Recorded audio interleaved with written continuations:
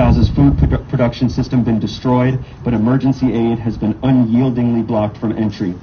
Human Rights Watch, condemning Israel's imposed starvation on Gaza, reminds us all that Israel's tactic of using starvation as a weapon of war constitutes a war crime. International humanitarian law prohibits the starvation of civilians as a method of war. Although starvation is actively used as a tool of occupying powers, it has also been used as a form of resistance. Because there are few ways to non-violently demonstrate under the surveillance occupying forces of Israel that control every aspect of Palestinian life, hunger strikes have long been used as a form of extreme protest. This strategy is most often employed by Palestinians in illegal captivity, being held in prison for no understood reason without a trial, without a hearing, and without due process of law. Hunger strikes in Israeli prisons date back to 1968, when Israel seized control of the Palestinian territories, and have persisted until today as a means to protect their illegal imprisonment and fight for better conditions within captivity.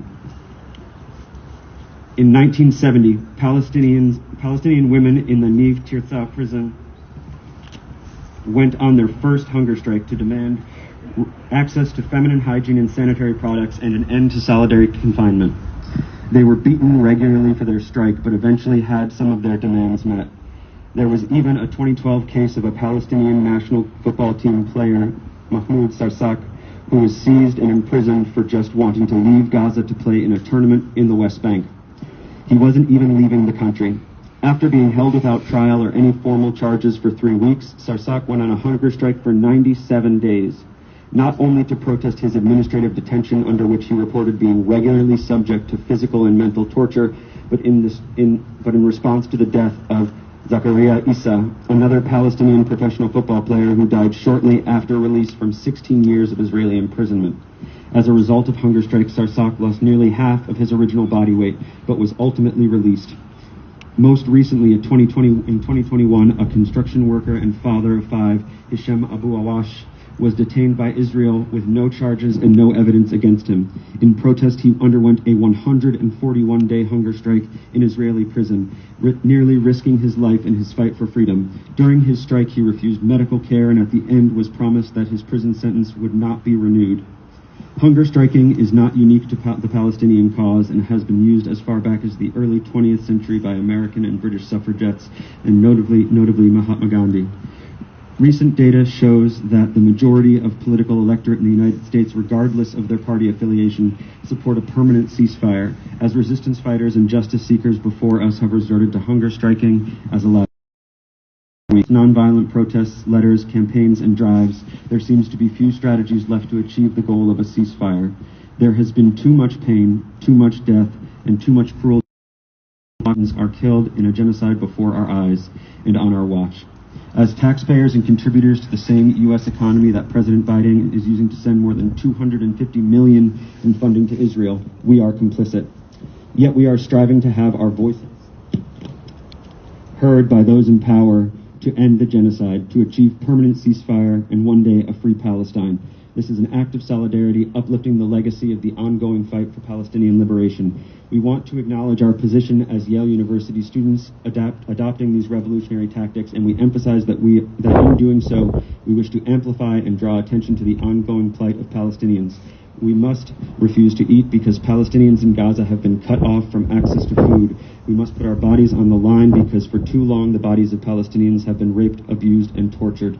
We must look at the privileges and excess and opulence of our university with disgust, with shame, and as we witness the destruction and devastation of Palestinian lives, the loss of water, electricity, and other basic necessities, we must refuse to continue our lives as usual, lives of comfort and prosperity, while across the world Palestinians are suffering.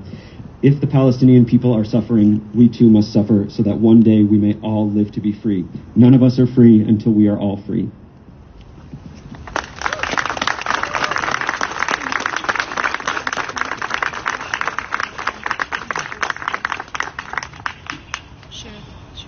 Hi all.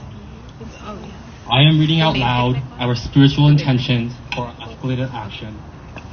What more could possibly be said that has not already been said? What number, name, context, image will I have to pull and frame from today for the so-called American public to care? What does our graduate union, Local 33, still need to know to vocalize some version of commitment? What perfect word needs to be spoken here now, at this moment, to convince you of what you already know? There is no rationalizing genocide. Yale's so-called education has failed and will continue to fail to raise our consciousness. A regime. This university bit is a distraction.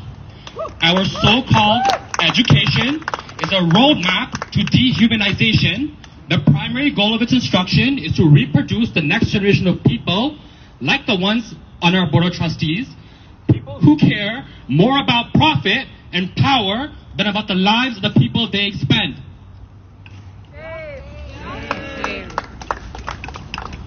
There is nothing free about this place. We stand together as students and as people who bear witness to the atrocities of multiple genocides. We see clearly, and we are not confused at all by what we see. This is a genocide of the Palestinian people, a spiritual and embodied crisis. This strike is a response enacted by those of us who will not stand to bear witness the spiritual devastation that is nurtured here and accumulates here in the name of profit.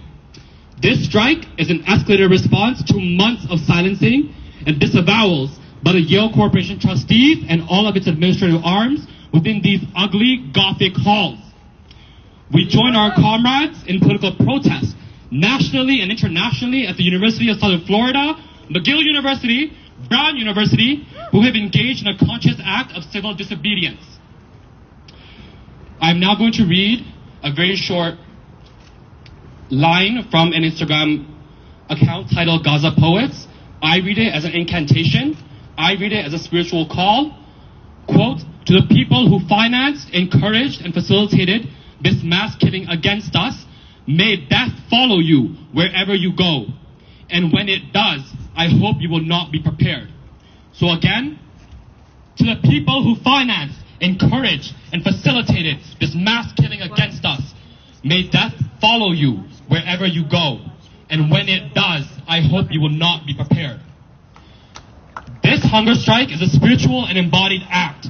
We will never turn away from the catastrophes unfolding before us, and we will never forget them.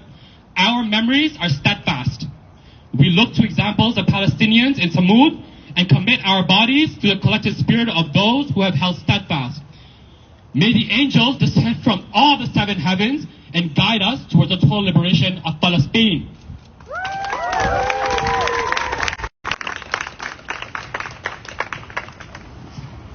Next, we're going to be reading the statement we sent to President Salovey on April 10th, 2024.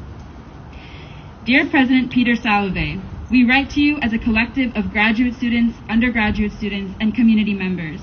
We write to you as people with a moral conscience and a dedication, both academic and deeply personal, to the liberation of Palestine.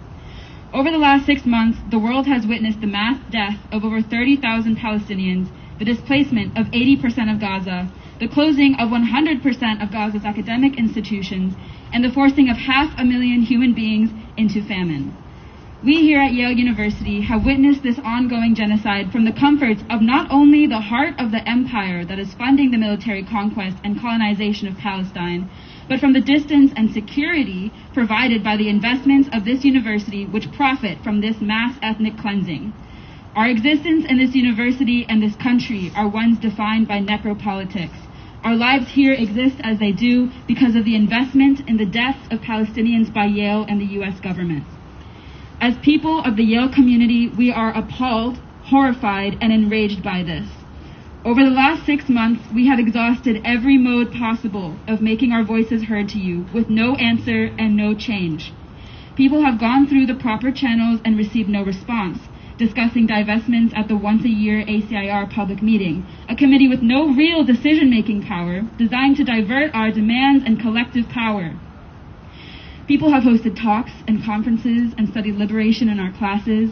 We have invited you to town hall meetings that you and the administrative office did not attend.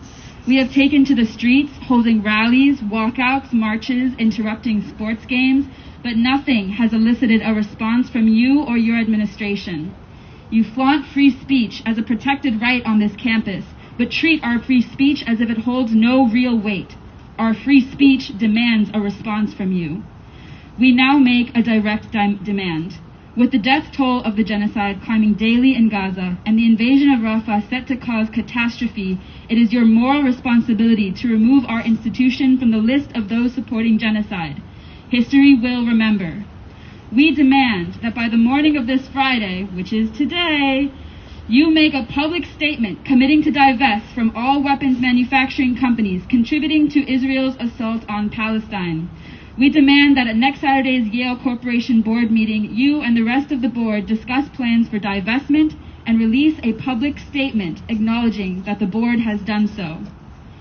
Yale established a precedent of divesting from genocide in 2006 when the university withdrew investments from companies that provided substantial assistance to the perpetrators of the genocide in Sudan. The same principle should be applied to Israel, as it is tried at the ICJ for violation of the 1948 Genocide Convention and cited to the ICC as displaying quote-unquote clear intention to commit war crimes, crimes against humanity, and incitement to commit genocide. Additionally, investing in companies that support the Israeli genocide of Palestinians is incongruent with Yale's commitment to investment decisions that incorporate the full cost of climate change. The first 60 days of Israeli bombardment, has released more GHG emissions than the annual carbon emissions of 20 individual countries, and the carbon cost of rebuilding Palestine will exceed the annual emissions of over 130 individual countries combined. Yale must expand its policy on assault weapons to include divesting from all weapon manufacturing and sales, including military suppliers. Yale's commitment to a quote-unquote environment in which teachers and students are free from gun violence and the fear of gun violence must extend to Palestine. Just like domestic shootings, the Israel military causes quote-unquote incontrovertible societal harm and grave social injury as they decimate the educational infrastructure in Palestine. If these demands are not met by the morning of 4/12/2024, we will go on a hunger strike. We will risk our bodily health and well-being in ways that mirror only a fraction of the absolute devastation that Palestinians are suffering right now until you do. Yale's complicity in genocide must end. Signed, Hunger Strikers for Palestine.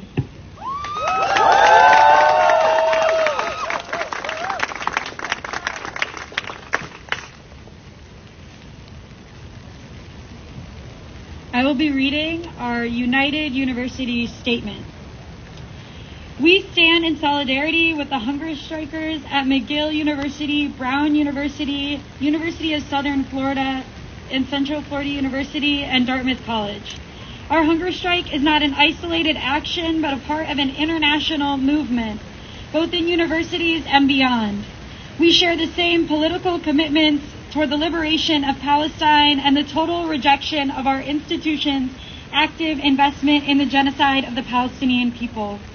We are choosing to put our bodies on the line to demand that our universities divest from all weapon manufacturing and sales and end their profiting from genocide. We are a coalition of schools from around the world, all hunger striking for Palestine. We will now read statements from a few of the universities who stand in solidarity with us. From McGill University. Despite overwhelming support for the policy against genocide at McGill, the university's administration has ignored their community's demands, forcing students to resort to extreme protests like the ongoing hunger strike that began on February 19th. We stand in solidarity with students across North America and the world who are fighting against genocide and injustice, and we will continue this crucial struggle for as long as our institutions remain complicit. Yale, Brown, USF, Bristol, CFU, Dartmouth. How many students must be harmed for our voices to be heard? From USF. After more than a decade of the USF administration disregarding the student body's calls for divestment and amidst the ongoing genocide, the student movement at USF escalated to a hunger strike on March 18, 2024. Following 17 days of striking and nearly a month of vigorous mobilization, the USF Divest Coalition is proud to announce that we recently passed a resolution to divest through our student government. We stand in complete solidarity with the Yale hunger strike and urge Yale University to heed the strikers' demand and end its complicity in the genocide before more innocent Palestinian lives are taken and before any student is seriously harmed. From Bristol, the Bristol occupiers stand in solidarity with all hunger strikers and those who stand against their university's complicity in genocide. This is an international movement, and while university executives may prefer to ignore both the violence they are abetting and the voices of their own students, students at Yale, McGill, Brown, USF, CFU, Dartmouth, and Bristol, and across the world will continue to struggle for justice. Bristol stands with Yale and urges the university to meet the demands of their strikers for the safety of its students and for the future of Palestinians.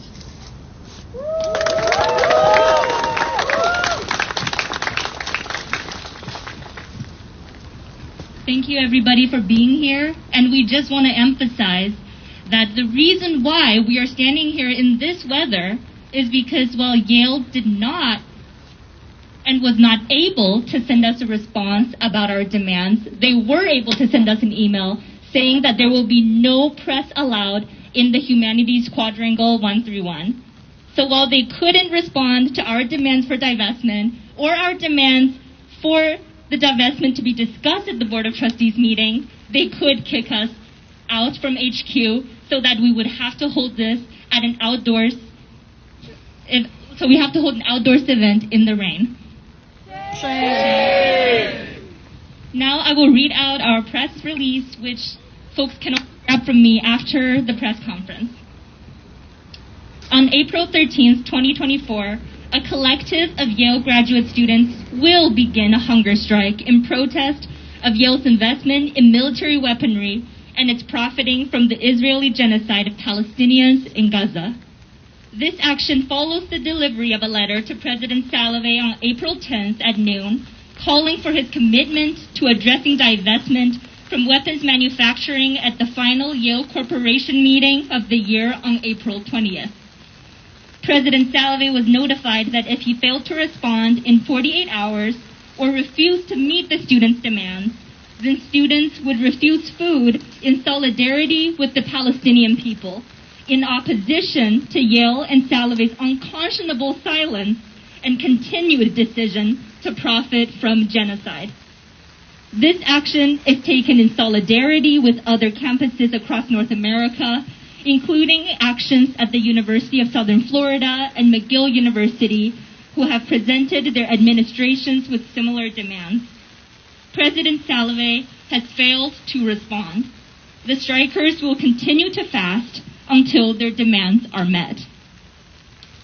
On day 189 of this genocide, more than 33,545 Palestinians have been killed and at least 76,049 have been wounded in the Gaza Strip. More than 456 Palestinians have been killed in the occupied West Bank and eastern Jerusalem. More than 346 schools have been damaged or destroyed under Israeli forces' systematic targeting of academic institutions, and 100% of the schools in Gaza are closed as of January. The entire population in the Gaza Strip faces acute food insecurity, and more than 1 million people have fallen under Phase 5, titled Catastrophe, Famine, in the Integrated Food Security Phase Classifications Assessment on March 18, 2024. World Health Organization officials reported that the number of children under the age of 5 who are acutely malnourished jumped from 0.8% before October 7th to between 12.4 to 16.5% in northern Gaza. According to Gaza's health ministry, 32 people, including 28 children, have died of malnutrition and dehydration in northern Gaza as of April 1st, 2024. Palestinians in the region have been surviving on an average of 245 calories a day since January. Starvation is a weapon of war, which, coupled with Israeli military's repeated attacks on medical facilities, have been instrumentalized by the Israeli government toward the debilitation and murder of Palestinian civilians.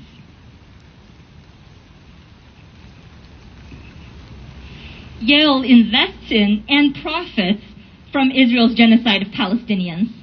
$1,307,102,382 of Yale's endowment are managed by Farallon Capital Management, whose warfare investments include shares in Aerojet, Rocketdyne, and helmet manufacturing, respectively deemed crucial to the defense of Israel and the backbone of F-35 fighter jets used in airstrikes against Gaza. For the share of the endowment that Yale reserves to invest on its own, Yale placed $642,222 in exchange-traded funds, indirectly investing in companies such as Lockheed Martin, RTX Raytheon, Boeing, L3Harris, and Northrop Grumman, which produced the bombs, planes, and weapons used to carry out Israel's indiscriminate attacks on Gaza. Students have repeatedly called on Yale to divest from the weapon manufacturing and have articulated this demand first in a letter to President Salovey, signed by Yale community members on November 11, 2023, then in a follow-up letter on November 20, 2023, both of which the President refused to respond to. This demand was reiterated on December 4th, 2023, when students hung banners that read, "Yale divest from genocide from the Humanities Quadrangles Tower." Divestment was again foregrounded at the There Is No Back to School in Gaza walkout and rally on January 16th, 2024, and at the Yale versus Dartmouth basketball game rally on March 1st, 2024, during which students held up signs that read, "Divest and ceasefire." Students have exhausted their means of communicating with the Yale administration about divestment. They have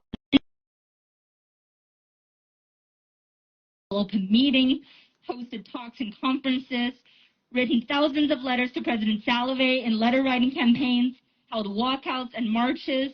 In the face of repeated silence with which they were met, students have resorted to hunger strike. The strikers released the following demands. 1. President Salovey must make a public commitment to Yale divesting from all weapons manufacturing.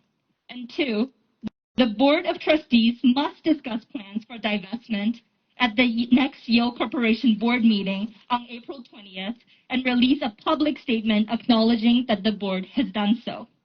The gravity of Israel's ongoing genocide in Palestine, the exposure of half of the population of the Gaza Strip to catastrophic conditions of famine, and President Salovey and the Board of Trustees' continued refusal to acknowledge student attempts at discussions of divestment have left the hunger strikers to feel that there are no remaining avenues of proper communication.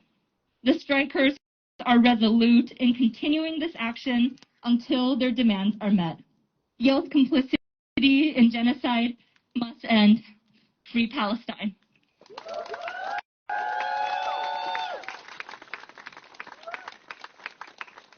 Thank you everyone again for coming out. We would be happy to take press questions. Feel free to come to this side, and we will also be able to distribute statements that we've read today as well as our press releases. Thank you again.